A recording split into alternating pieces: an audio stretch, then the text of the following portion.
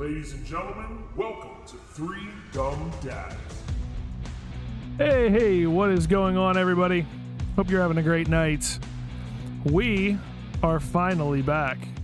Welcome back, boys. We back. It's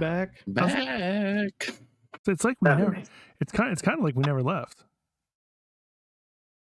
It's a long 3 weeks. It really was. I mean, I'll be the first to say, and I want to say it publicly on here.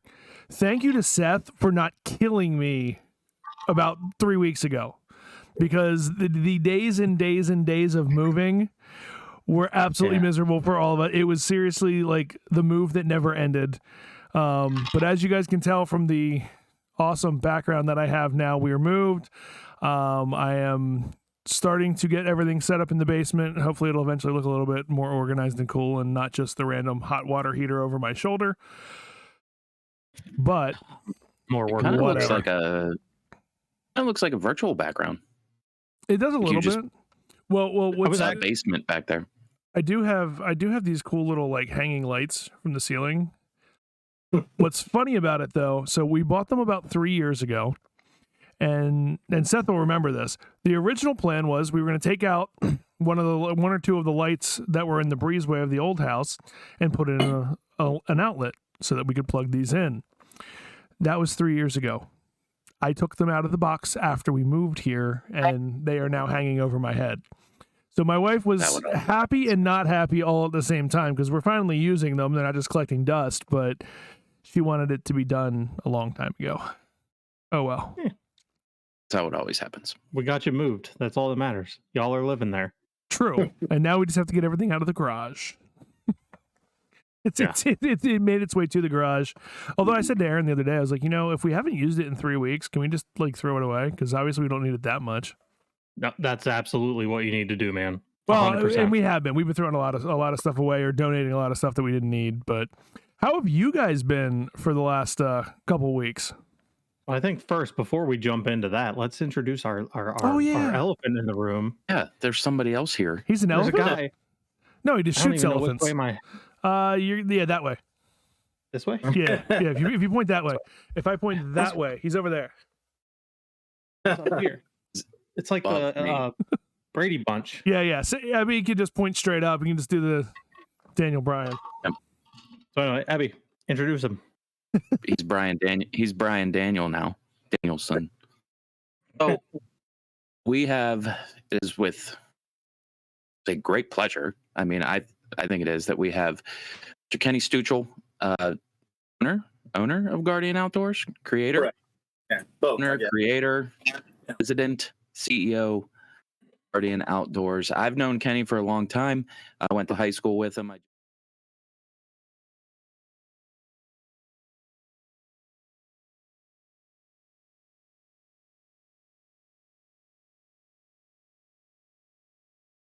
We started doing this, about like highlighting businesses and everything. Came across his, we've highlighted a few times here. Great business, great cause, what you're doing it for. Right. But enough about all that. Let's from you. So it's a little bit about you, Kenny. Well, I appreciate it, guys. I'm the owner of Guardian Outdoors division. We shot for just Guardian Outdoors, but that was already taken. So the current business that I own, other than that, is called Guardian Division. So we just kind of mixed the two names together and came up with that. The initials were pretty symbolic, obviously God if you write it down. And I won't say I'm the most religious person in the world, but I definitely have a big connection with the man upstairs, and that's where I find it, is in the outdoors. So that's a big part that we can get into later about how all this got put together. Was when we really initially started it and figuring it out, it was all revolved around veteran suicide and what were some ways that we could counter and be counterproductive as to stopping that. And one of them was the man upstairs. So I know that's a touchy subject with a lot of different folks, so we'll lean towards and away from it at times, but I think it's very important to at least have it as a discussion at that time. So That's kind of what we're all about. So, just for everyone out there, this is kind of like our Veterans Day special. We wanted to do it last week, but somebody was moving. We brought him on today. So, like you mentioned, a veteran suicide and how, like, unfortunately, it's a big deal. We see 22 a day. That's getting thrown around. So, obviously, if you working to prevent veteran suicide, you yourself are a veteran. Right. I think that was, in fact, it's not. I think 100% the reason how this got started was a Marine of mine. I spent 5.5 years in the Marine Corps. Spent trips to both Iraq and Afghanistan, and then after I got out of the Marine Corps, I spent another 5 years working for the State Department as a private contractor doing security back in Iraq, where I lived there for almost 5 years straight. So I had my fair share of time overseas, with very, much of that time spent with boots on ground in a combat zone. So the number of guys that I've been around who have, experienced their fair share of the world, as we were talking about earlier, is just, I don't call it unfair because we all chose to be in that position. It's just the things that, they had to experience versus your average Joe is just a little bit different. So their view on life thereafter is a little bit different than most get to experience. So we try to counteract that by getting like-minded guys together. And I'm not asking for just veterans either. We incorporate everyone. So our main focus is on the guys that, that we can directly affect. But we utilize guys like you and everybody who can lend a helping hand and can relate in a sense to what's happening to these guys to help, so. Yeah, and I'll just, if you don't mind me saying, I can jump in. And like I said, I was telling you earlier, I've hunted since I was, old enough to walk in the woods, and it's always been it's funny, my wife always says, like, how do you sit out there all day? Listen, it's the most zen place in the world. It is the place where you can just go and just be, and I try explaining that to some people. And if you're not a hunter or you're not outdoorsy, you don't understand it. But what you guys are doing is, I can't even begin to say, how impactful it has to be. And I hope that, one person makes everything worth it. Right. And so, go ahead. Sorry. And that's exactly. I mean, you hit it on the head with that. The outdoors is my church. That's where I find God. That's where I go. I search Him out. Anytime I'm having my moments, and I think all of us, that I'm not excluding any, just veterans. All of us have days where we struggle with whatever it be: work, life, kids, divorce, loss of family or friends. This virus threw wrenches at a lot of guys. So I think it's needed by everybody, but it just so happens I belong to a certain group that we lose a considerable amount faster than most, and that's kind of our focus. But I say, I think our message though needs to be relayed more broadly. Just because we're doing it for us, guys need to catch on to this idea. Just like you said, the outdoors is a big part, and that's what kind of brought me back from a dark time. And that's another real reason I got invited out on a trip by a company that does identical to what we do with their own spin on it. And that's what put the idea in our heads. And we just kind of ran with it and have kind of put our little twist on it as well. So it's commendable. It's absolutely commendable. We're honored to have you. Take some time and join us and talk about it. And I think it's important that everybody has the opportunity to do something like that, especially, those that have served our country. I mean, obviously I did not. I respect the hell out of every single person that did and appreciate everything that you guys have all done. We would be in a much different world if it wasn't for veterans and the people that are actively serving. And um, even if we can just give back a little bit, every little bit, I think counts. And we Well, need you're to. We need. Go ahead. Sorry. currently doing. I'm looking at the hat you're wearing is an On the owned dash. hat, Yes, which is sir. Dakota. another Marine of ours who, I mean, he's a stud. Yeah. If you ever read his background, Medal of Honor winner. I mean, he was, the guys that him himself. I mean, they hear about these guys when they come through boot camp. He got to hear all the stories about the guys who won that same medal that now he carries on his chest. And I know, I won't ever speak for the guy, but I know that he doesn't feel as deserving of it as the guys in the past. But I promise you, the guys that are coming in nowadays are listening to his story and they're saying, and that's the baddest dude that walked the face of the earth. Just like I said that about everyone who came prior to me, and I say that same thing about him. He's a legend.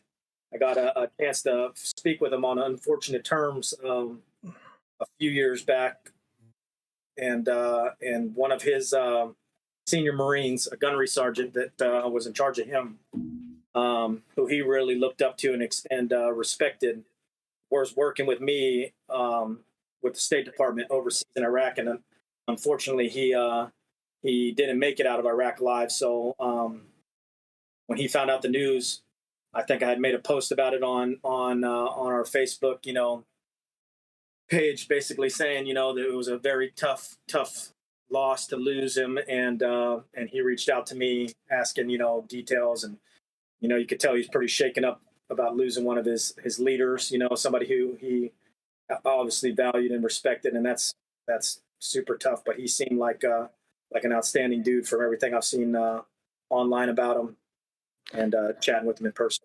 Yeah, absolutely. I mean, these guys will attest to it. I mean, I'm a huge Joe Rogan fan. Listen to him religiously. And I know, Dakota was on with Rogan and obviously has been on with Jocko, and, those guys and those podcasts are simply incredible. I mean, if anybody hasn't really had a chance to listen to veteran stories and what it was like, on the battlegrounds and overseas, I can't recommend those things enough. I mean, sometimes people don't want to hear about it, but I think it's important that everybody hears about it. I think this country needs something like that. Right. And, Dakota wrote a book, Into the Fire. I read it twice. Fantastic book. And yeah, I mean, thank God for people like him. Thank God for people like you. Or, we wouldn't have these freedoms that we have. We wouldn't have the ability to do podcasts and be able to talk shit and say whatever the hell we want, whatever we're thinking, and say the stupid shit. I'm the most guilty. You can ask these guys. I say shit that needs to be edited all the time. But it was only like twice. One of them was real bad. One of them was real bad. But We edited it out. Anyway, I'll just speak for myself. I don't want to speak for anybody, but what you've done, what you are doing, what you're going to continue doing, from the bottom of my heart, thank you. And if there's anything that I can do to help, I'd be more than willing to talk with you. We were kind of talking earlier about hunting. I grew up hunting. My father-in-law, we have a lease out in Western PA that's 115 plus acres.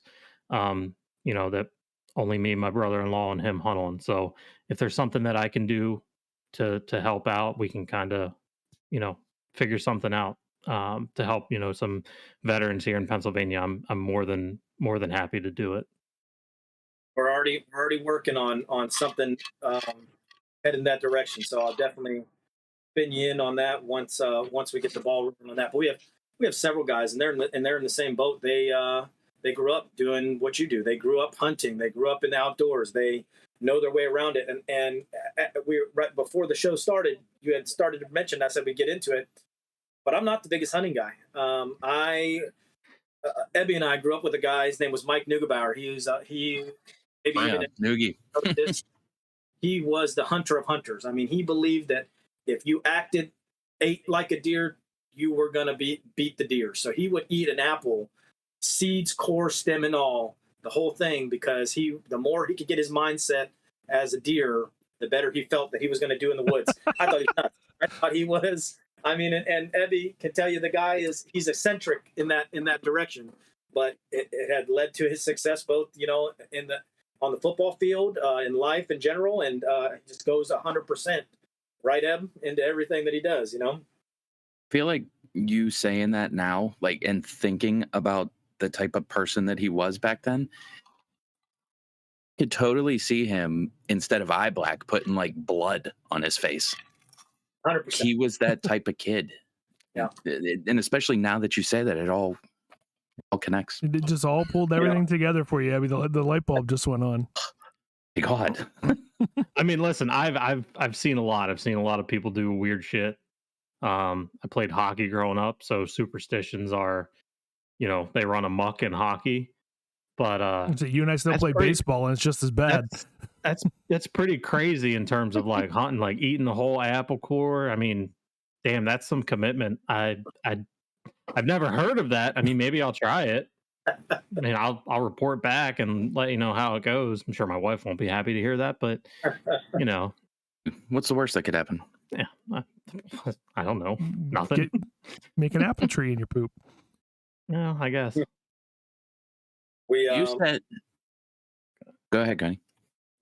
So getting back to it, I am not the biggest or a great hunter by any means. In fact, I hunted a handful of times in high school only because of that guy, Mike Neugebauer. My dad, I hunted small game a lot with him. I think I was more of a fisherman, really. But when I decided officially that I was signing up for the Marine Corps, which I kind of knew since I was a little kid, but when I made it official and signed the paperwork, I still had 6 months before I took off and headed to Parris Island. And my dad said, before you really are in it, I want to know, I think it's important for you to take down a large animal and see if, you even have what it takes to do what you think you're about to get yourself into. And I think at that point, it almost was already too late because I think I'd already signed the paperwork by that time. But Neugebauer took me out and I got to shoot my first deer. It was a horrible experience, not because I had trouble taking the life of it, but the poor deer actually suffered because I was so horrible I didn't know what I was doing, So the poor deer suffered because of it, but we did everything we could to help out the situation and now that has made it's super sad for that deer. However, it has that event turned me into a very I'm a very thoughtful hunter at this point, so I really take care into how I treat animals both prior and post death now because of it. Well, it's funny you say that because I mean we really haven't ever gotten into hunting discussions on this podcast before, mostly because I don't know, Abby. I don't even think are you a hunter? No, okay. And Matt's hunted with me a couple of times at my in-laws' property, and where I got my first deer. Yeah, we never really go into it, but I think you talk to majority of people that have either never hunted or gone for their first time or the first time killing anything. They've all had that similar experience. I mean, you're like terrified, right? You're like, oh my God, this deer's suffering. Like, oh, whatever, it makes you a better person. It makes you a better hunter. And so to anybody out there that's anti-hunting, because I've met a lot and I've dealt with a lot, the majority of hunters aren't out there to kill. They're out there to harvest an animal. They think of animals completely different than what the anti-hunters want to label us as. And I think if nothing else, I mean, I have more respect for animals than I do for a lot of people. Oh, 100%. And I'm very picky now. Like now that I'm older, my daughter goes with me during rifle season, and last year I wasn't as picky because she was super excited to get a deer. But like I pass on everything now. Like unless it's a monster, I'm not shooting it just because I'm going to let it go so that I have a chance at it next year. See how much bigger it gets. That's the biggest complaint that I have in the state of Pennsylvania in regards to the way that the deer are hunted is that there's guys out there on rifle season that as soon as they see something brown, they shoot it. Right. I'm more of a conservationist. I'm more of a I want to see the population flourish. I'm all for population management, and we gotta keep control of that because otherwise everybody's going to be running over deer on the highway more than you already see. Correct. Um, but we also got to give these bucks a chance to live. That's why you see the deer in Illinois and Kentucky and Ohio and Iowa. That's why you see the deer as big as they are out there because they have the opportunity to get older. Out here, dude, if you shoot a buck that's 3 years old, you can consider yourself lucky because it's I, tough. I I find that most of the guys who are in your area who are finding the bigger deer are fortunate enough to be going door to door knocking on private properties. Yep. They're decent sized that aren't over pushed, or they're neighborhood hunting. So a Yep. lot of guys are cruising the backyards, and that's a big part of PA hunting. And my opinion, guys who are able to sneak back there and get into bow hunting type deal where they're 40 feet off their back porch, in a little green belt slip of woods right behind the house. It's funny. We have a There's a we have nice buck walking through our neighborhood. Yeah, there is. I saw the nicest buck I've seen in the past 3 years in my backyard, Right. and Exactly. we can't hunt it. But kind of to your point, like we used to have a lease out at my in-laws, and they're in the western part of the state. They're out in Cambria County, so like Johnstown, Altoona area. We used to have a 330-acre parcel that we hunted on, and it was just us. That property got sold, so this year we're on a new piece of land. It's like 100 and I think it's 116 acres, mostly cornfield, soybean field. So I'm looking forward to that. Right. It's been a while since I've hunted actual like uh harvestable field, Right. but there hasn't been much hunting on it. There hasn't been a lot of pressure on it. So I'm hoping that, the population wise has been thriving. Deer are smart. People want to say, "Oh, they're not that smart." They run out on the highways and get hit. Well, they're a lot more smarter than people want to, give them credit for. They know where they can go, they know where they can't go, and they all want to live just like all of us do. So, yeah, that's enough of me. I don't want to. I don't want to steal the thunder because I'll fucking sit here and talk to you about hunting all day. I could. But I just want you to know. Well, that I, we'll get back into that. So just like you said, a lot of folks reach out and say, Ken, we love your idea. We're not hunters. What can we do to be involved? So we do sell. This is how we fund most of our stuff. I pay for all of our hunts pretty much out of pocket, or we sell merchandise. People.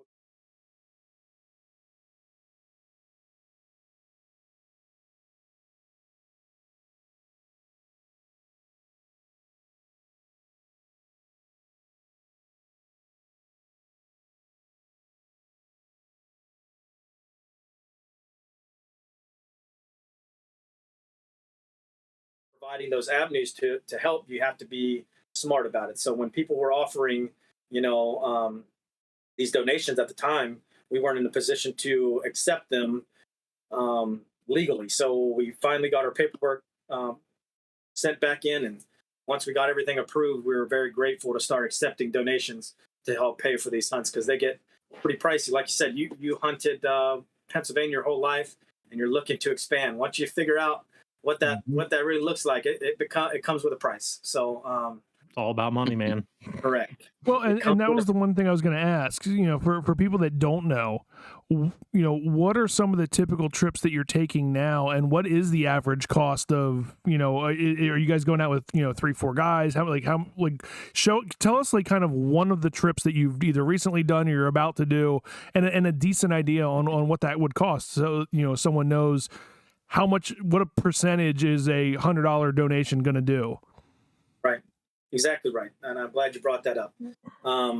So our big hunt of the year we just got done with is a Colorado elk hunt. And it got put together in two parts. One was Mike Neugebauer, once again, had been going for several years. And I had interest in it, but I wasn't that big of a hunter. And that group that I had mentioned prior, they were called Base Camp 40, reached out to me as a veteran organization. And they said, listen, we know you're a veteran. This is prior to me ever starting my own. and we've read your bio. We'd like to take you out on a trip. And they took me out to Colorado and took me up horseback into the mountains, and I got to hunt elk for 5 days with my bow, and that was an experience that I'll never forget. So that turned me on to this hunt. So now every year since, for the last 6 years, we've gone back and brought our veterans with us. So that was kind of big. Now to turn price wise to you, just the tag alone is $650 for one single archery elk tag that is good for 3 weeks. So it's not a full season hunt like in Pennsylvania and Texas. You buy a hunting license and you get to hunt the whole year. I mean, for here in Texas, the super combo I think is $100 for your fishing and hunting license. I forget what it is in Pennsylvania, but the price tag to go after these bigger animal are and out of staters, it gets pricey. Yeah, it's really. I mean, I think that's a big point that you should emphasize is non-resident hunting licenses are 3 or 4, maybe 5 times the amount than what you would pay as a resident. Because my brother-in-law lives in West Virginia. He always comes home to hunt. Now that he's a non-resident, he's got to pay that premium, which is, I think his hunting license is 130 something for the year, just the regular license, and that includes a buck, spring and fall gobbler, and that might and small game, and that's it. You want to add black bear onto that, that's another price. You want to add archery onto that, that's another price. You want an antlerless application, that's another price. Like, it adds up pretty quick, and it does. I understand why they do it. Conservation is a huge thing, and I wish more people understood the background of a lot of people, especially hunters. We're all about the conservation of these animals, and we want to control the population as best as we can. Some of the states, man, they're wild. I work with a girl that hunts out in Arizona, and she does a lot of stuff. She actually works with a nonprofit that does they do new fences for like all the antelope and stuff out there. So like existing fences are all barbed wire, and these antelopes get stuck and ultimately die from it. They go out and re-fence all of these areas for the Antelope Foundation, and she's done a lot of great work in that out of there. But I kind of got her into the hunting stuff. I started her on archery and was like, just shoot bow. You'll never realize how relaxing it is. Like, and how you have to continue to practice. It's not just I picked it up and I shot my bow. It's a daily thing. You got to continue doing it every day or every other day. And whenever the season comes up, you're shooting it once or twice a day just to get comfortable with it. I don't think that there's any type of hunting in this world that is quite like archery hunting. There isn't. And it is some of the best hunting that I've ever done in my life, and whether or not it's only been here in Pennsylvania, it's the most fun, to sit in a tree all day. And I mean, like I said to you earlier, I'm at the point in my life where I'm just happy sitting in the tree. I don't give a shit if I see anything. I'm just happy sitting there. Now that my daughter's, getting older, she's 10. She's gone with me the past 3 years. We got a deer together last year, and I'm telling you, when I shot a doe last year, and her expressions, I've told this story a million times to a bunch of different people. It has been, listen, all the big deer that I've shot don't match up to a fucking second of the pure joy that I saw on her face and how excited she was. And I'm trying to do it. I tried to do everything the right way when it comes to her hunting, because obviously she's a girl. Was really suspect of whether or not she was going to actually like to do it. But like, this is my only shot at having something that like just her and I do. And I wanted her all in. I didn't want her to be like, oh, we're going to park the truck and we're going to walk 75 yards to the blind. No, we're walking. We're going to take like a 25 to 30-minute walk in the dark. You're going to learn what it's like, and we're going to sit, and it's going to be cold, and you're going to deal with it. You need to understand the way that all of this is. And I tell you what, man, I shot that doe. She wanted to like jump out of the blind and run up to it. And I'm like, no, we're going to wait. We're going to wait. I made her sit for 30 minutes, even though it wasn't archery. We knew the thing was dead. I made her sit. I made her wait. Probably the longest 30 minutes of her life. And, when it got to like dressing it, and she was like, I'm like, you're going to watch. You're going to watch. And to her credit, 75% of it she was cool with. A little bit where she was like, I'm going to turn away. And I'm like, that's all right. Understandable. But those are the types of things that I just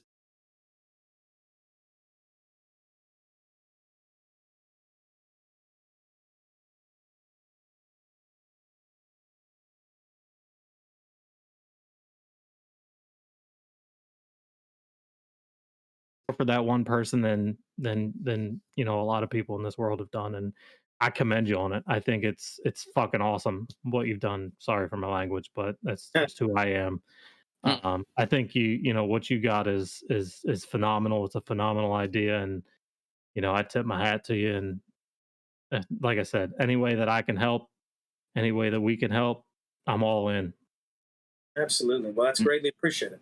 Well, and Yeah, I know. so the one thing that you talked about kind of early on was not just trying to do this for veterans, but just doing this kind of for guys in general.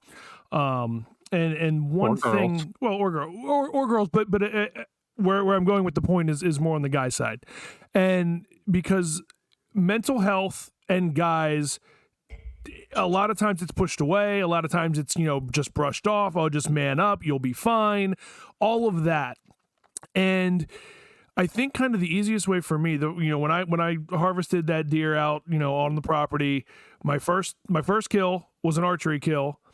But when I was probably, I'm going to say 15, 16, somewhere around there, I was out rifle and had a shot and completely froze. And you have that, the buck fever, my chest got tight and all of that, versus archery where I saw it coming down the hill. I had to wait for it to get close, and you kind of refocus yourself, and you're able to control all of those pieces to be able to make the shot.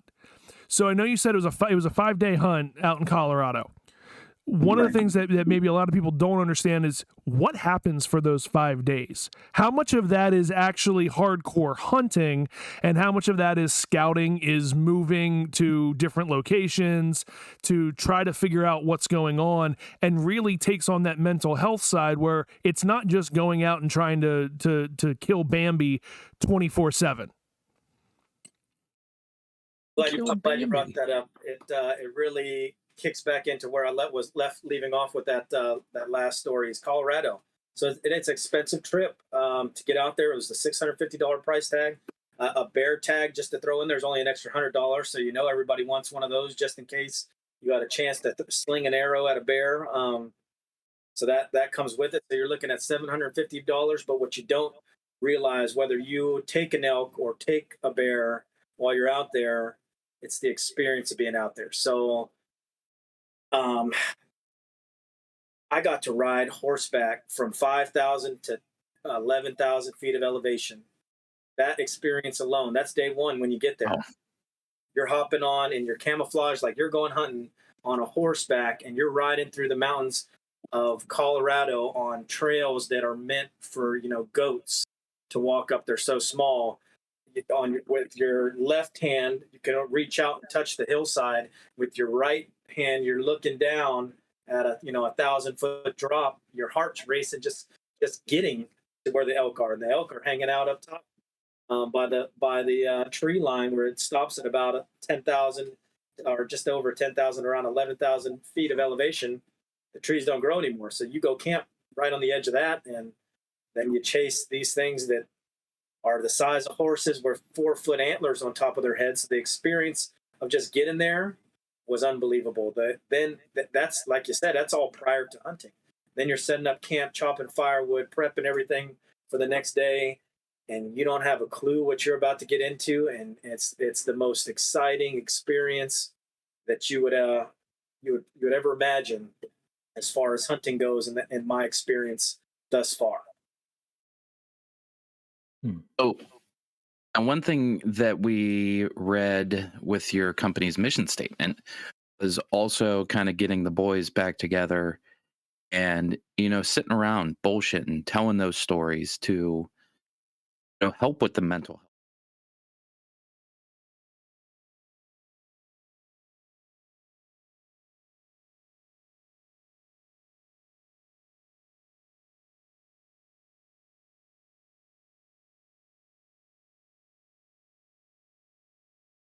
Have come to know each other even better.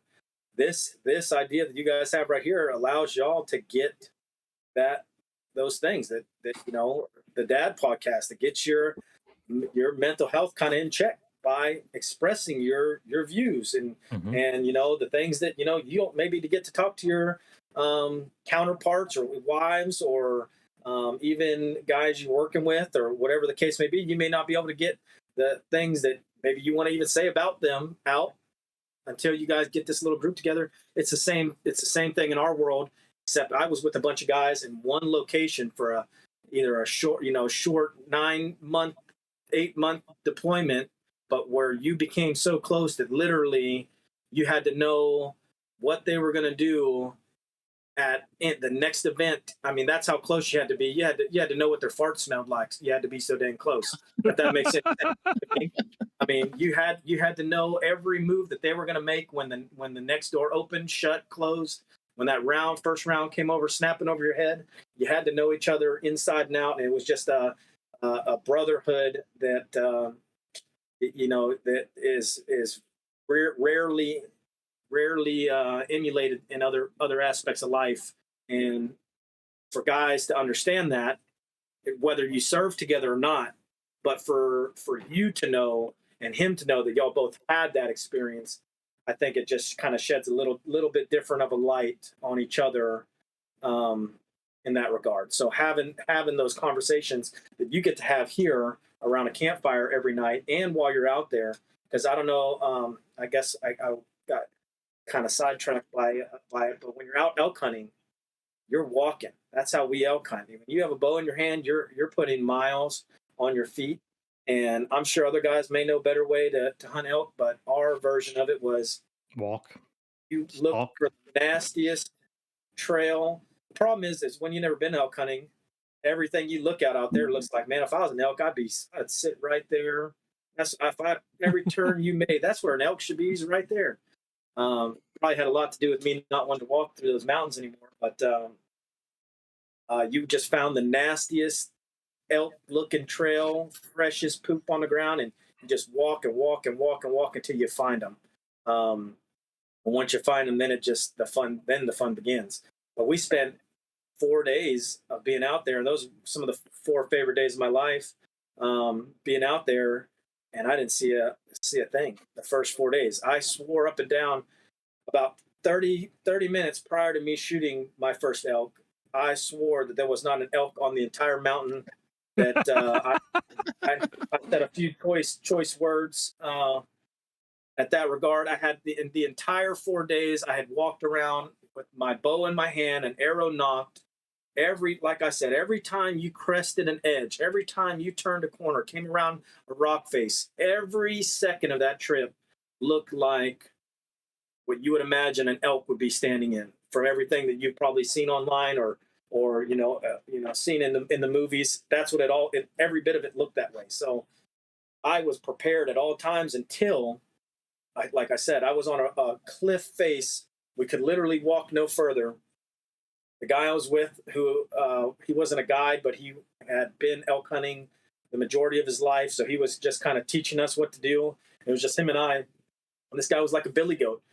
So him walking through the mountains was nothing for him. I was an out-of-shape veteran who, been out of the service for, 5 years away from Iraq at that, or not even, I guess I was only two years away from Iraq at that time, but I had, stopped working out and lifting weights, and I sure wasn't used to the elevation change. And I said, let's go. I took that bow, I put it on my back, I put the arrow away, and I said, sir, what's the fastest way back to camp? Point me in that direction. And he started looking around on his GPS. He looked straight up the mountain and just pointed up and said, we got to go that way. So we crawled on all fours to get to the top of this cliffside about 50 yards straight up. When I talk straight, I mean you couldn't walk up. You had to belly crawl up to just go in the right direction for 50 yards until we could find a flatter spot to get. Once we got to that plateau on top, I slung my backpack down. Was absolutely exhausted. I knew it was bad when I saw the guy who was a billy goat absolutely about to pass out. I picked my bow up. I put it back in my hand. I threw my backpack back on. I started taking a sip of my drink, and I looked up in front of me, and 50 yards in front of me was a horse with 4-foot antlers on top of its head. Wow. And that was it. And that was your life in that moment completely changed. That's incredible, man. That's a hell of a story. And I say all the time, you want to know how out of shape you are? Try dragging an animal or any sort of, you shoot a deer, especially out here in PA. Shoot a deer and try dragging it out of the woods. You'll find out how quick you're out of shape. You're not lying. You had mentioned Joe Rogan podcast earlier, and he has a guy. I'm not big into the podcast yet. I'm still pretty new to them, but I know he had a guy, Cameron Haynes, on. Cam Haynes, yes sir. That is the truth. He, I guess he's like the ultimate bow hunter type that runs a marathon a day, trains, shoots every day, then has a regular job he goes to, has kids. I don't know, it's all the way that he especially says it's all an excuse. I mean, I'm sure all of us, if we dug deep enough, could make that happen, but you just don't have it in you. That guy is living and breathing is his routine, and running a marathon. He's fucking wild, and I mean he's got videos and shit out there. I mean anybody can go out and look him up. He's crazy. He's one in a billion, 1 in 7 billion, or however many people are on this planet.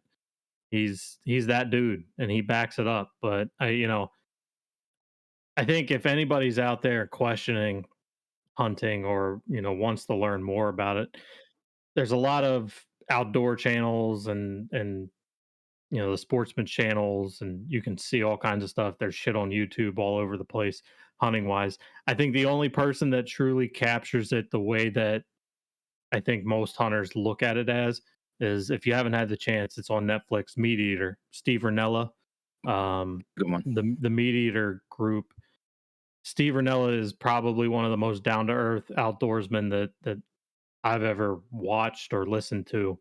And his show is done really, really well. I mean, they condense all of it down to like 22 minutes or whatever a Netflix episode is. Sometimes they do 2-parters, so it's like 44 minutes, but they truly get that the aura of hunting, and not just I'm going to sit in the tree and then a minute or two later a deer's going to walk in, I'm going to shoot it, and then I'm going to talk about it while I hold its antlers. It's more than that. It's harvesting the animal, but it's also talking about the area that he's at and talking about the process. And they spend hours upon hours just glassing, looking out in binoculars at just this vast area of nothing, looking for things, and then shooting it to taking dressing it, getting it back to camp, cooking it. It's a whole different perspective on it, and it's something that I think is really important, that I think Rinella has done a really good job at. And so if you haven't had a chance, take a look at Meat Eater. I think they actually just started a new season on Netflix. But yeah, man, that story about the elk in Colorado's that's awesome. That's the kind of shit you live for, especially as an outdoorsman and somebody that's been out there. I mean, obviously I haven't had a chance to go elk hunting. My father-in-law tells me all the time, like, oh, you need to do this, you need to do that. I'm like, yeah, well, you're gonna pay for it? Like, you're gonna finance this expedition? Because I got 3 kids and they ain't cheap. Exactly right. No, they're not. Not at all. Yeah, but I agree with you. Those guys, Cam Haynes, Rinella, that show Meat Eater, that's kind of one of the things that we're trying to do too. As far as the future of the company, is everything that we've done thus far, we've recorded. And that's one of our processes too. And we explained it to all the guys to, pre them coming on our trips, is the majority of everything that's happened, all our conversations, the fire talks, the time that we're out hunting, the walking through every bit of it. We've got a GoPro going. We have big cameras out there. Do some interview style deals every once in a while where we kind of try to catch those moments. That I was just telling you about. I wish I would have had that one on camera. I mean, that's a memory that I'll never forget. But a lot of what we're trying to do is eventually is. I mean, we have a couple hundred hours of film right now that we have to go through that I'm just not savvy enough yet on the editing side. So we've reached out to a few folks locally that are going to help us out and kind of edit some of our video. And we're going to start putting them together and start putting them out on YouTube for guys. That'd be great to figure out, because for instance, folks like me who've never been elk hunting, I wouldn't have known the first thing about it unless I had somebody there. And you're looking to go elk hunting, it would be super nice, and guys do it already on YouTube, but I want it to be broken down to how easy it is to go get an over-the-counter tag where you literally walk into Walmart, show them your license, hand them your credit card, walk away with a license right on the spot. But if you didn't know that you needed a hunter identification card, you wouldn't be able to get a tag. So there's stuff like that I didn't know going into it, that thankfully somebody showed me the ropes.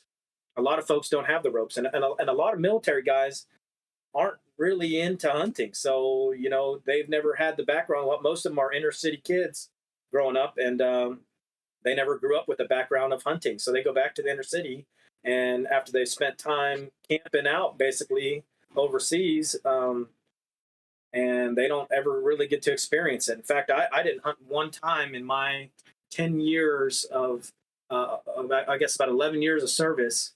Not once did I go hunting in those 11 years. Like I completely forgot it existed until I completely came back home and finally had the free time. My free time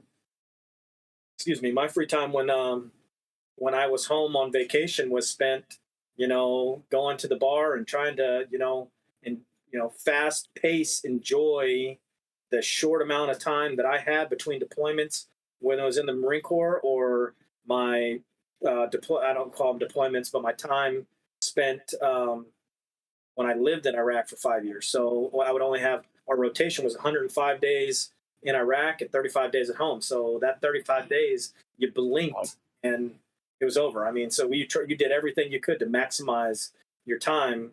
And hunting wasn't in slowing down your pace just wasn't in the picture. So, yeah, that was, I think I look back now and I say, how did I not go hunting once? It was just never a priority. And now that I look back, I said, man, that could have helped out a lot, with, how my mindset was back in those days. It just seems like I can't believe I missed out on the opportunity of all those years. And I'm just grateful that I had it brought back into my sight.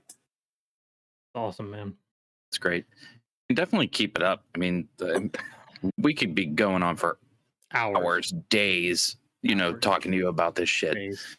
And it's great. Just I could talk you through the next doing what you're doing. Week, easily. We could talk for a fucking week, and it still wouldn't be enough time. But I don't want to bore everybody with my sad, dumbass Pennsylvania whitetail stories. But one thing we do like to do with our guests is throw some rapid fire questions at you, where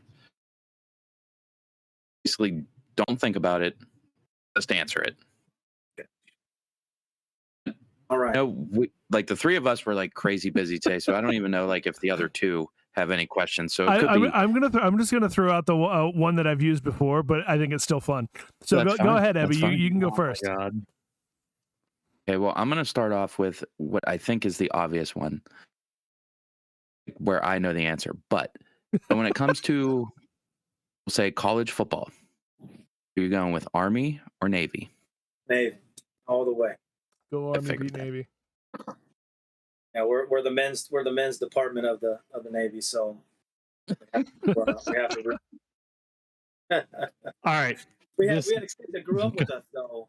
Yakitis, he went Navy. Mickey was he was a wide receiver out there, so that was kind of cool. He's a coach for the academy now. So listen, I said I'm controversial, right? can't wait So- for this. before I go there, before everybody's like, "What the fuck? Why would you ask that?" I'm just gonna preface it that way. I'm kind of I don't want to say I'm a comedian because I'm not. I'm only funny to a few people. But let me preface this question. I don't mean any disrespect to anybody that's listening, to anybody that served. Here's my question: Iraq or Afghanistan? Afghanistan. Okay, thanks. Afghanistan, the guys over there wanted to fight. Iraq, and this is my experience too, because a lot of guys actually got to do their job as they expected it, and they probably see it in a different light. But by my time, I didn't graduate until 2005. By the time I got over there, Fallujah was already over. That was the biggest battle since Vietnam in our time frame, and those guys got to step in and do what Marines do. And those dudes are some of my best friends and heroes to me to this day. But my time wasn't in Iraq. Wasn't that we were petrified of a bag of trash on the side of the road. So that was our experience. So I'd choose Afghanistan 1,000%. Not only do I believe that those are, even the bad guys are better than the folks over in Iraq. So Afghan. Well, thanks for your answer. Thanks for the answer. Mhm. It's something that, just the average person, we don't fucking hear about any of this stuff, like unless we're searching it out or looking to listen to somebody. And like I said, I listened to Jocko, I listened to Dakota, I listened to Rogan. Rogan gives a pretty good I don't want to say audience, but he gives a good platform to the veterans that he's had on. So otherwise I don't really have anywhere to hear from it, and you can't listen to anything in the media nowadays. So thank you, I appreciate it. All right, Hannaford, what's up with what's your question? Is a hot dog a sandwich or a taco? Oh my god. Sandwich. Sandwich. That's a tough one. But it's surrounded on three sides. Oh my god. So we're Next. peninsulas. Abby, next. I don't even get an All right, I'm answer. going with taco. My final answer, and I'm not even going to give an explanation because Is enough for me. everything bigger in Texas? Check your Facebook messages right now. I'm in my hunting gear still. I was on my way down to go hunting this evening. I would have had time to make it back for this show because that guy showed up a few nights ago. Oh wow, bro! We're gonna go with yes. Everything is bigger in Texas. Jeez, where's that at? That near you? 30 minutes down the street from my house. We have a hunting lease down here, and he's the one that just caught my eye. He's a 12-point, very symmetrical, very tall, nice and wide, good looking, handsome, about 5-year-old deer. it looks like your fucking logo. Okay, so I have a question. Now this is just gonna spawn. See, this is the problem. You guys brought a hunter on, and so what do I need to do to come down and hunt with y'all? Because I'm not a vet. That's the deal. So 100% of the proceeds that come in for ours, we can only dictate towards veterans. Right. One of the do not cover, even for our veterans right now, for the most part, is travel. Until now that we have our 501c3. So that's our big goal for 2022 is to be able to cover the travel also.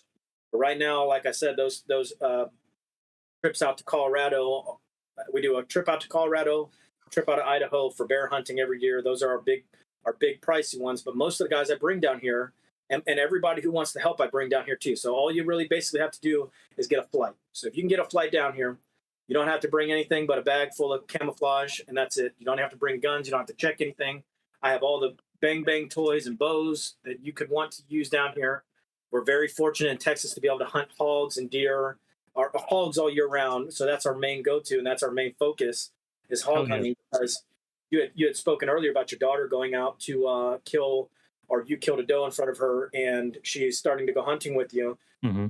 My son is 9, and this will be his first year harvesting an animal, and his first will be a hog because we're 3.3 million overpopulated with these things out here. They're so devastating. I mean, even on my property alone, and I plant for the animals for them to come in and eat.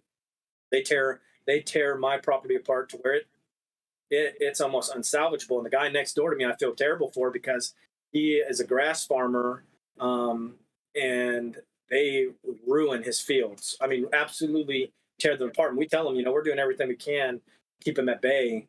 But 3.3 million overpopulated. I don't know what the population is, but we're 3.3 million over what it should be. So let me ask you a question about that. So with Texas's hunting licenses, do you buy individual tags for the hogs?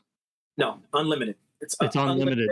Unlimited predators and hogs all year round. So you can So it's the same as hunting coyotes here. Yes, same thing. They're a nuisance animal. The faster that you can get rid of them, the better. The problem is they can, I believe, reproduce up to 4 times a year with litters of somewhere in the range of 8+, and it's unstoppable. It's absolutely unstoppable. Jeez. So where at in Texas are you? I was gonna say. I'm in Tyler, Texas. But one of the big things you had mentioned that you have, property that you would love to get involved. Well, to get you involved, I believe you have to see the full picture of it, and that's why we bring guys down who we believe would fit the role well as a provider. So Guardian can't run by itself. So we bring guys in, veterans and civilians alike, that have the mindset that I'm here to help, or whatever we can do to make it happen. So what I do is I bring them down for a hunt where we host a veteran hunt, and they get to hunt too. But they just, all that's on my dime, and that's perfectly fine. It's not. I bring them to a hog hunt or a deer hunt here, but they get to see the process from the beginning, where they see the filming, they see the fireplace talks, they see moments where well, maybe I'll give these veterans a minute, and I'll go walk away and do that, because there's sometimes some things that come out that may only be veteran related, and there's just scenarios that you get to catch on to, that when guys are having a hard time, they want to relate to guys that understand, or maybe they'll be a little bit more cautious. So that's just a time you say, hey, you guys catch up for a little bit, and that kind of deal. And that's what we're all about. And it's the same thing for me as a host too. What I like to do is the majority of the guys who I've brought on, I've served with already, or I bring them and some guys that they served with, because I want to know them, and I want to be able to contribute to the conversation. But 2, you don't know everybody. We had a great guy that was very famous. I'm sure all of you guys have heard his name, Chris Kyle, who was doing something real similar, and all he was trying to do is give back. Ran into a bad batch, and the guy was actually a Marine who ended up taking his life. So that's a scenario that we will not that we never want to put ourselves in. We won't put ourselves in. So the majority of our trips that we take pure strangers on, are fishing trips, because you got to take a guy out on a boat, get to know him, and you get to know if he's part of the program that we're trying to build. We're trying to build a group of guys who can get together and do something like this, where we can sit around and talk and catch up. So if you don't fit a particular mold, we'll take you out hunting, but we're not going to, invest all of our time and energy into somebody who, and if it's because you're broken, we're going to get you the help. But if it's because you're just an asshole, guess what? You're gonna not be part of the solution. Well, let me just tell you, as you've been talking and as you've been saying things, I've had things running through my mind, just because that's how I am as a person. I'm crazy, but all I think about is my father-in-law and like what he's done in terms of like outdoor stuff, and the respect and the level of just appreciation he has for for veterans. I mean, Matt can attest to this. I mean, my father-in-law Jay is he lives and breathes and dies America. I mean, that's just who he is as a person. He's got a billion connections. He's a fairly big deal in terms of like out on the western part of the state, and he's one of those people that, you know, he came from a small town. He still lives in a small town, but he fucking knows everybody. Everybody. Everywhere he goes, he finds somebody that he knows. And you know, he's got a heart of gold. And I think that, you know, if I talk to him about something like this, we can make something happen. We can cross those T's and dot those I's and make something happen and come down and help you out with your hog problem, but also you know, maybe expand your footprint a little bit and help you out in this part of this, at least this part of the country. I mean, we don't have a ton to offer here in Pennsylvania. I mean, whitetail hunting's pretty pressurized in terms of, you know, public lands, but you know, the private lands that we have to offer and the leases that we have are, you know, are something that people are freaking just going ape shit for out here. I mean, that's really the way that it is. I mean, there's a lot of areas that are untouched in terms of, you know, the public lands that you got to really work your ass off to find good deer and find a good spot. But you know, anything that we can do to help, I'm 100% behind the message. I say all the time, like, I should have been I should have gone into the service. I should have done something that just wasn't part of, you know, who I was as a person. But you know, I'm always looking for a way to give back, and you know, And that's what we rely on. That exact attitude is exactly what we're looking for.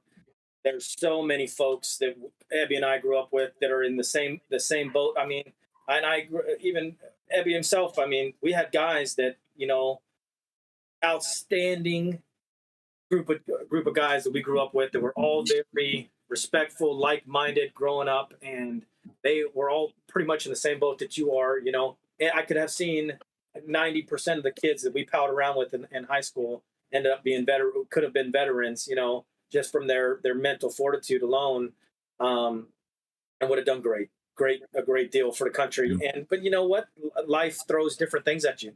You know, I wasn't fortunate enough, I guess, mentally. I don't think I was. I was a pretty good student actually, but I was never I never had aspirations for college. I guess it was just never in the cards for me. So I knew my path going into it, and it was just kind of something that resonated with me. And still to this day, it almost dumbfounds me that I'm still not in the military. But I can both not understand that I'm not in it anymore, and I can't imagine still being in it, if that makes any sense. No, it definitely does. Oh, for sure. But it's something that lives in me and breathes in me every second since I've been a young kid, prior to me going in, and will to my last breath. I think that's just something that lives in me and breathes in me. And I think I was brought to this, back into this, because of that reason. Well, I got to say, and I'll stop talking after this. I said this earlier, but I don't ever shut up. But I got some connections in the area in terms of veterans that they own and Hannaford knows this, distillery and brewery. They're getting fairly well known. Rogan even had a bottle of their whiskey on one of his podcasts, but it's called Tattered Flag. They all veterans. The one of the co-owners of the place is a Navy SEAL. He's actually deployed right now, but they're doing great things. Dude, if I could, and one of my best friends from school, he you know, still works. He works with them. He works for them. Big outdoors guy. You know, we can make some of these things, you know, cross the lines. I'm not saying that, you know, you want to have this blow up and, you know, be a worldwide phenomenon. That's not what I'm saying. But you know, any way that we can help, and any way that we can, you know, help one person. Like I said earlier, one person's enough for me. Right. If we can lower that number, mental health's a huge thing. I've battled with mental health issues my entire life, and you know, to this day, I still, you know, deal with them on a daily basis. I don't know if I've publicly said this on the podcast, but I'm bipolar. am, you know, on antipsychotics and antidepressants that I take every single day, and mental health's a bitch, and it's a lonely fucking place to be if you don't have somebody. And so what you're doing and what you're providing is something that I'm 110% behind. And anything that I can do, if it's all it's going to cost me is a flight down there to kill some hogs, I'll fucking come down and hang out with you for a weekend. That's it. That's the ticket. So, Kenny's a pretty cool guy. I mean, I think you wouldn't mind hanging around with him for a week. No, I want to hang out with him this weekend. I mean, but hunting season. I mean, next week we're here in Pennsylvania. She's opening next Saturday, so there you go.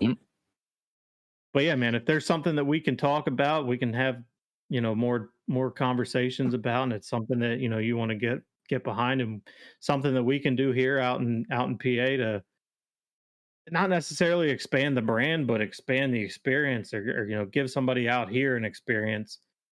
I'm down to help.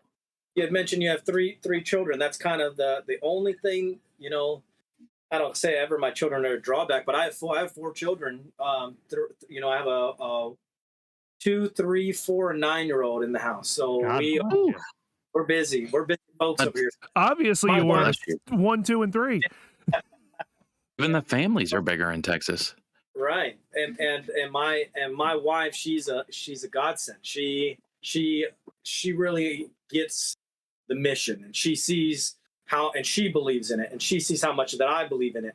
And I think that goes a long way, but at the same time, she needs help too. So when I take those big trips, when we go out to Idaho, that's a week plus excursion. When we go to Colorado, that's at least a week. And that's just to get into the animals out there. So you have to have that amount of time to do that. Yep. So lining up the majority of our hunts, we try to do here local, or some that are just weekends, because anything a weekend plus, I mean, it weighs on her. It is, and it weighs on me too. I miss my kids like crazy, but yeah. So that's the ticket. We want to be something that we have at least a representative in almost all 50 states. So we're working on Hawaii hunts. We're working on Alaska hunts, PA hunts. Idaho's one of our biggest, and Colorado and Idaho are 2 big out-of-state hunts right now. But we're pushing for Missouri, Oklahoma, a few others this year, and PA is one of the big ones. So 100%, I'll be in your ear about it, and that's the ticket, because these guys are hearing about us from across the states, and all I do is reach back out and say, listen, we got guys that we met on a mountain in Colorado who are going to host a hunt for us in Minnesota. And, we met them one time. One of the group of the guys was a veteran also, and he was in the same boat that he fell in love with the mission. They'll be back in Colorado again with us this year. They didn't hunt with us this past year, but they're just going to come and camp right with us next door so they can join in on the fun, so. Well, I got to tell you, man, listen, I mean, you showed that picture of the deer, and I'd love nothing more than to have that deer hanging on my wall. However, I'm more than happy just to sit near the fire and talk and let somebody else have that experience. Because like I said, I've shot enough deer in my life that if I went the rest of my life without shooting a deer, as long as I could get some meat from somebody, I'd be happy.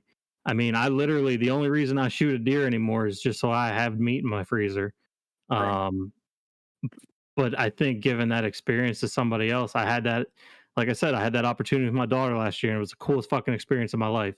If I can do that with somebody else and help them out, and we can lower this number, 22 a day, I think was Abby said, and I feel horrible for not even knowing that, but we can lower that to 21 a day. That's some significant progress, and whatever we can do, whatever we can make happen, I'm in to help out. This is good, deep stuff. I mean, we could. I say we here till tomorrow morning. We could easily talk about this for days. Well, hang on a second. I want to know what Hannaford's game is. So we do games on this fucking podcast. I mean, I guess it's just to keep people entertained, but Hannaford apparently has a game for us. All right. None of us know what it is. So nobody has a clue what is about to happen. On the podcast in the past, we have talked about the weird parts of TikTok that I've been on, and this is something that I actually found from TikTok. It's not that bad. Don't roll your eyes yet. So we're gonna call this the state game. This is states in the United States. You're gonna keep track of your own score.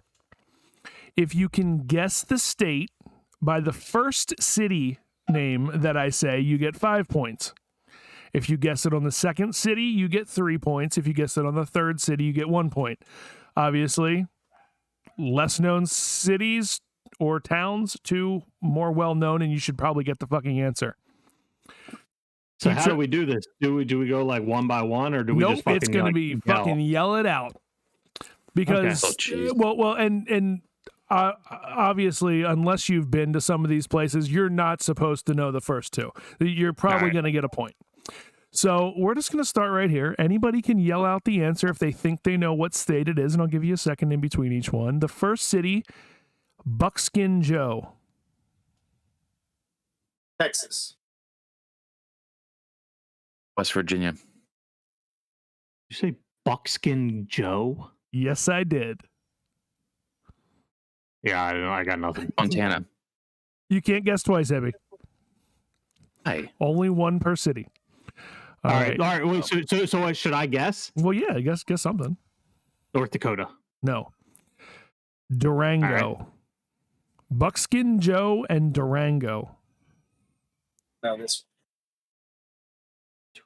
And I purposely one little caveat. I purposely tried to avoid cities that I know are in multiple states. I'm not saying none of them might not be in multiple states, but I tried to avoid cities that I know were in multiple states. Durango. Buckskin Wyoming. Joe and Durango. Minnesota. South Dakota. Nope. Abby, did you say one already? No. I said Wyoming. Nope. Oh, he did. Fuck. And your 1 point, first one to say it, Fort Collins. Indiana? No. Nope. Where the fuck is Fort Collins? I don't fucking know. I'm an idiot. Kentucky. Nope. Where the fuck is Fort Collins? Fort Collins out there. You're the military, man. Is that Colorado? Yes, we've mentioned the state multiple times today. Oh, how the fuck did I not know that? That's where Olivia's national figure skating competition was. I was like, I'm pretty sure that your family's been there. All right, so nobody gets a point for the first state. Jeez. Our second state. Joe. Our second state, Prairie City. New Mexico. Nope. Damn. Kansas. Nope. Oof. Abby, what did you say? He said Kansas. Oh, okay. Illinois. Nope. Airway Heights.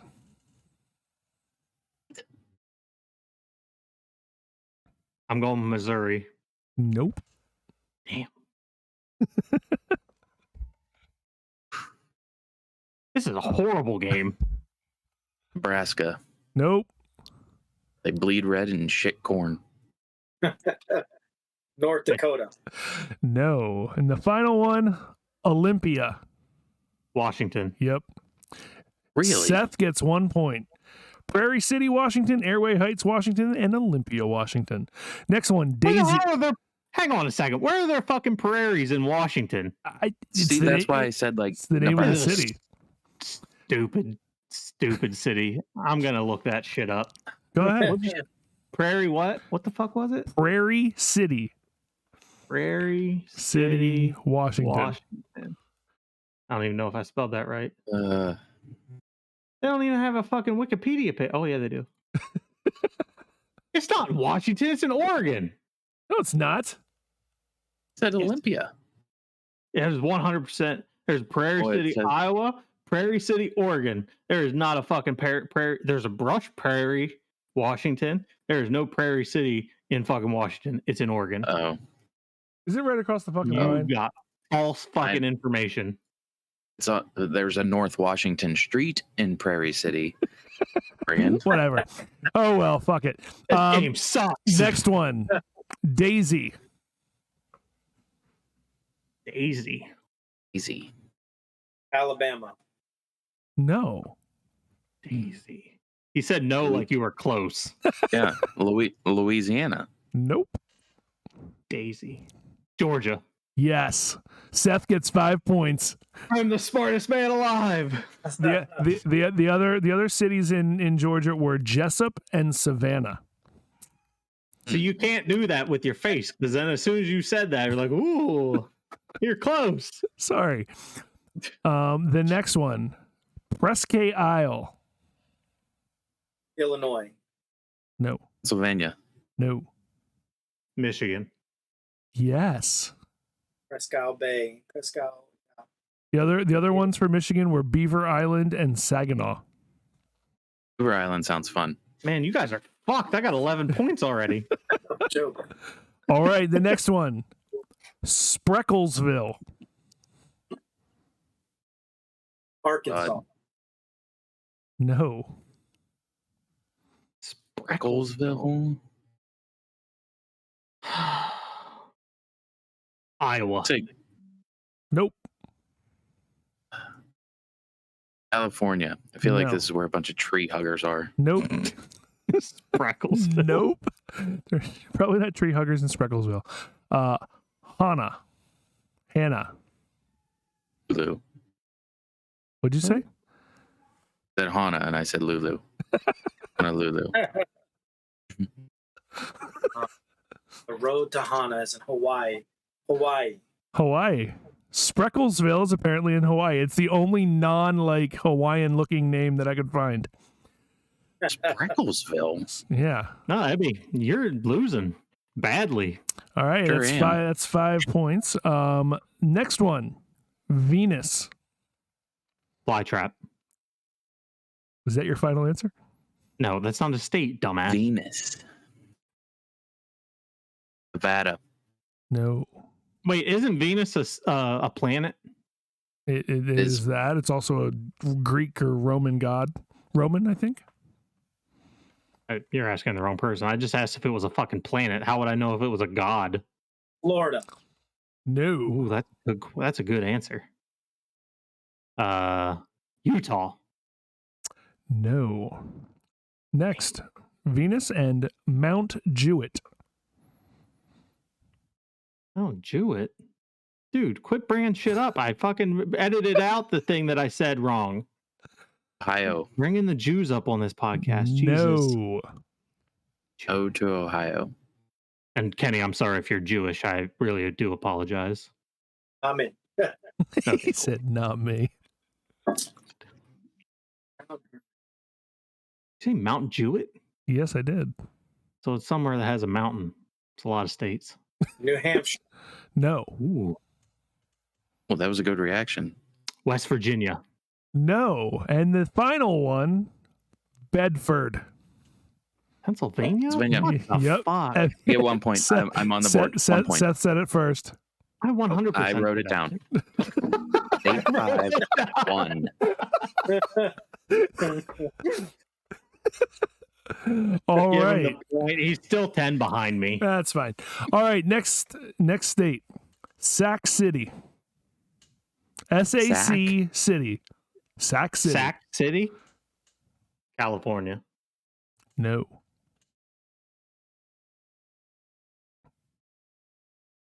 These are all different states. Like every state. We Like are you're not, not doing no, duplicate no, no, no, states. no, Like you're not doubling back? like you're not going to say Pennsylvania now or Hawaii. Oregon.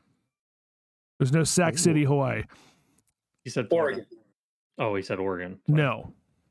So that was all three of you. Oh, Well, Abby didn't. Oh, I thought- I New thought you York. did. New York. New Nope. York. Nope. Sac City and Oskaloosa. Oh, Florida. No. He got it.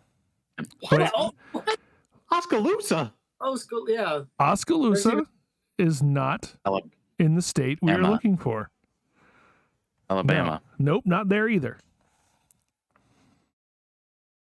Sure. Beg to differ.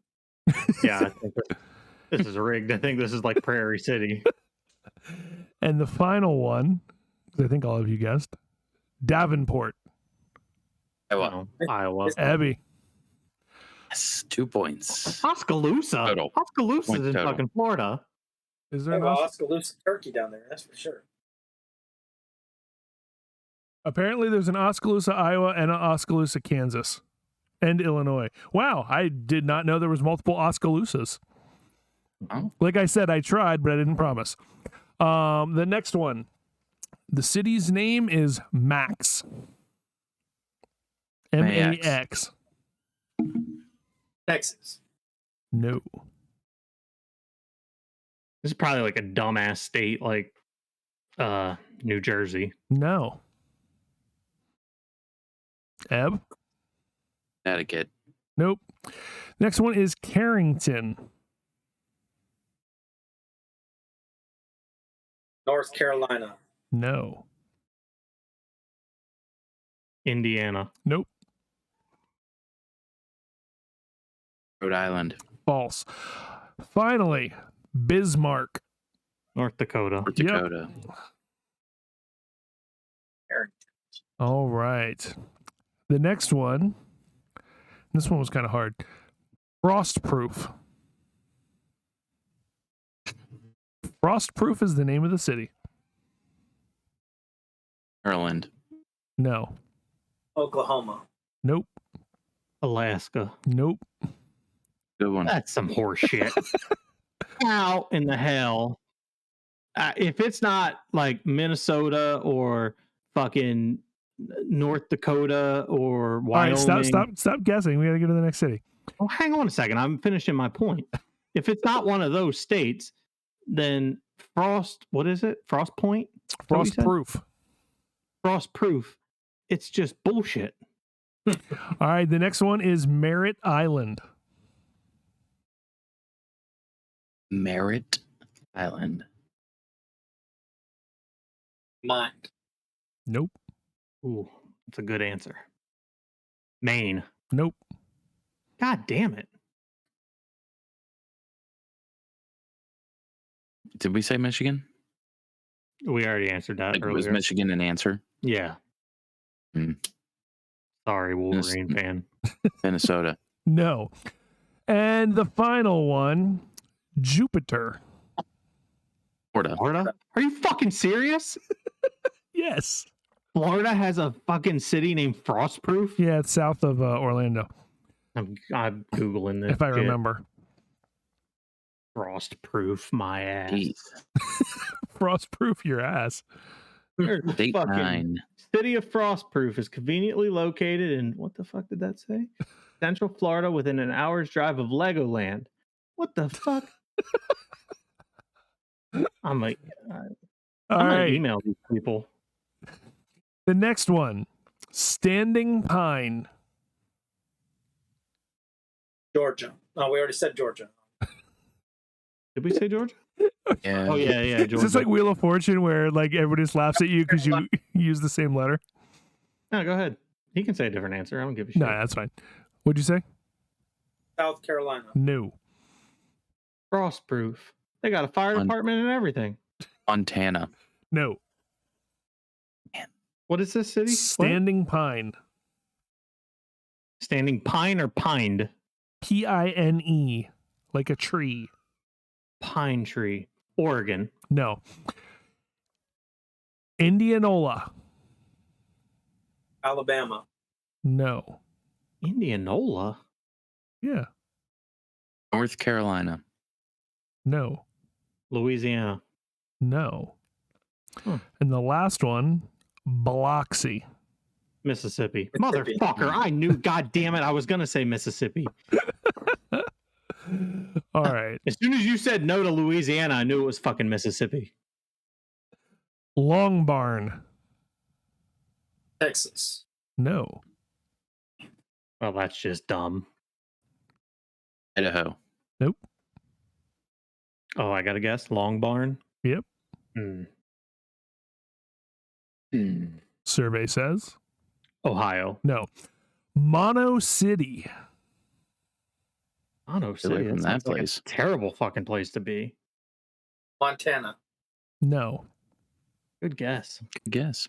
Wyoming. Nope. Kansas. Nope. And the final one, San Mateo. California. Really? Yeah. Mono City, California. That's the best you could find in I guess- California. I looked Standing around and Pine tried to make- find not normal names. All right. We're down to the final 4 because I'm not doing all 50 hey. states. If you guys have an emergency, the city of Frostproof, Florida, and the Polk County Sheriff's Office have a community partnership. So don't call the Frostproof PD. Call the Polk County Sheriff's Office. For any of you Floridians out there listening to us, which I'm sure there's none of you. One of my best buds is a Polk County sheriff right now. No shit. Hey, look at that. Hey, shout out to the Polk County Sheriff Office. Tell the city of Frostproof to fuck off. All right. Our next city is Moundsville. Moundsville? Wait, that sounds like a fun place to go. I've heard of this place. Emmy's face, like, I know this. Moundsville. West Virginia. You're right. The other ones that were in there were Fairmont and Wheeling. You're still behind me, bitch. Brother-in-law bought his truck from Moundsville. Oh, that's some bullshit. Matt, you should have looked into this. Sorry. Next one, Sunapee. 5-pointer. What? Sunapee. Sunapee. What? South Dakota. No. Sunapee? Is that like better than like Leda-Pee? Ohio. No. New Mexico. No. The next one is Hookset. New York. No. Damn. Texas. Nope. You just keep saying Texas. He's like, I'm looking down. It's Texas. Get there. Idaho. No. Idaho. And the final one is Concord. Fucking New Hampshire. God damn it. What the? Could also be West Virginia. I can't believe I didn't get the West Virginia one. My brother-in-law is going to be very disappointed. He should be. All right. Oh, it's fucking Abby's brother bought a goddamn RV from Moundsville. All right. The final 2. First city in the second to last state, Fontana Dam. Montana. I've heard this name before. The answer is no. Fontana. Joe Montana. Oh, wait. No, we already answered that. What did he say? Missouri. No. Missouri. Louisiana. No. Damn it. The next one is... Hang on, Abby didn't answer. You did. I said Montana. Oh. The next one is Siler City. Kansas. No. Siler City? Oklahoma. Siler. Ooh, that's a good answer. The answer is no. That's still a good answer. Hang on. I didn't say it was a bad answer. I just said it was incorrect. Oregon. No. It's close to Oregon, y'all. Did you hear that? And the last one is Asheville. Oh my God, North Carolina. Yep. And I actually know somebody from Siler City. That's why I picked it. The final state. Texas. Do you know where the city of Hardscrabble is? Hardscrabble? Sounds like a fucking city in Nova Scotia. Nope. Obviously, it's not a state, dummy. That's not my guess. If you use that as my guess, I'm going to be pissed. I'm not using it. Hardscrabble. Yes. Tennessee. No. Ooh. No, that's a really good guess. I like that. Hardscrabble, Tennessee sounds like a good name. Yeah. Virginia. Sounds like something you could get tattooed work. all the way down your arm. Hardscrabble, Tennessee. That would actually go arm to arm, just like across your back. True. Yeah. You're a long one. That's what she said. What? Hardscrabble. South Carolina. No. Next one. Dagsboro. Montana. Nope. I swear if he says Texas. It better be fucking Texas. The answer's not Texas. That's bullshit. Burrow. Could you not give him a city in Texas? Ohio. No. Delaware. Oh, Yes. really? I was really worried that you would have seen like signs for these as you've driven down there so much. Well, yeah, I've been in Delaware more fucking times than I need to be. So let's For do work. Delaware. let's do two more. Why not? Hanksville? Hanksville. Alabama. No.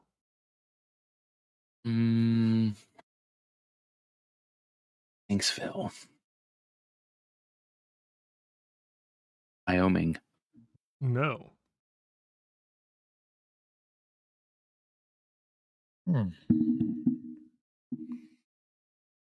Arkansas. Nope. Ooh, I like that guess. Eureka. Oh, Washington. this is Kansas.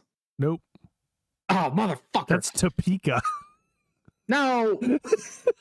That's not what I was thinking of, dipshit. No, Eureka sounds familiar though. Uh-huh. Just say what you're thinking. Say it. I don't know what I'm thinking. What? Eureka sounds familiar. Yeah, I know. Say the state that you're thinking of. Did you say? I No, said you say said the- Kansas. Say the state that you're thinking of. I know. What? Fuck you mean you don't know? Just take a guess. Utah. No. Terrible guess. Yes. Was he right? Yes. that Utah's the right answer. I thought it was I thought it was Missouri. All right. And the final one. See, look, Abby, you should just go with what your gut's saying. I just helped you out. I don't on know that. how Utah got there. I don't either. Let's go with Any fucking time, sweetheart. White City. Wait, hold on. I think I went too far. Hold Wow, on. No. Take that out. You can't say that. Let's not. Yeah, this is not that type of podcast. Come on, man. Jesus Christ. Ozona. Arizona. That's a great ass city if that's it. No. Ozona, Arizona. I'd live there. Oh, what'd you say? New Mexico. No. Ooh. It's probably fucking Texas. Because he didn't guess Texas. It's Texas, isn't it? Say it, bitch. It's fucking Say it. It's Texas. Texas. It's fucking Texas. Let's go. Oh, that's great. Should have stuck with my answer. You know what I just realized? What? If any of you dumbasses were looking at the screen, I was zooming in and out on each one of them. I wasn't watching it. Well, good. I clicked that button now. Yeah, I was literally no like shit. zooming in and out. I was like, oh, oops. Yeah, I didn't. Whoops. Oh, It was fun. That was a fun one. Yeah, it was good. I've been seeing random games like this on TikTok. Like there's this one, like a mug company. It's called Lumberland. Yes, that's They where I make- got it from. I Yes, got it from them. Like Matt's phrases finally on. they do. Matt's finally Wow. on the appropriate side of TikTok. Yeah, they do fun games. Well, listen, All right. I just want to say, first off, thanks to Kenny. Thanks for joining us. Thanks for hanging out with us for an hour and a half and shooting shit Yes. and talking about what you do. And I know I've already said it, but I can't say it enough. You know, we, at least from my perspective, we thank you for everything that you are doing, everything that you have done. Mhm. I know veterans don't always like to hear us say, you know, thank you for your service, but you know, it's something that I don't think is as recognized as it should be. And so for those of us that have not served, you know, I really do appreciate everything that, you know, you sacrificed for us, you know, not, you know, obviously you're still here, you still have your life, and we, you know, are so thankful for that. Mhm. But not only that, but your mental health. Yep. I can't even begin to imagine the shit that you saw and have gone through, and the people that you served with have gone through, and just more than honored to have you here and take some time out of your busy day and your busy life to come talk to us and tell us more about this. And the offer's on the table, man. If anything that I can do to help, I'm more than happy to help out. If you don't like me, just tell me to fuck off and I'll go away. But I mean, yeah, it's all right. I mean, listen, he could be sitting there thinking the whole time, like, this guy's a fucking jackass. Just shut the fuck up. I don't want to hear him anymore. Which I would be perfectly understand. I get it. Listen, but no, seriously, if there's anything I can do to help out, or even if you want me to come down and shoot some fucking pigs, I'm more than happy to help out in that way. Deal. It definitely Absolutely. was. If you guys having me. All right.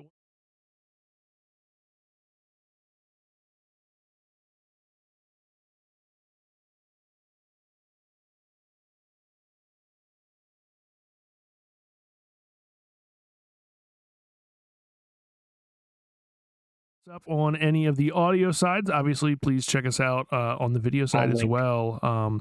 Everything's linked back and forth to each other. This should go up in the next day or so. With that, we will be back in 2 weeks. We'll be back on the 2nd in 2 weeks. Recapping Happy Thanksgiving, y'all. I would say recapping Thanksgiving, because we skipped that entire conversation because the conversation was just that good tonight. So thank you guys for hanging out tonight. We will catch you in 2 weeks.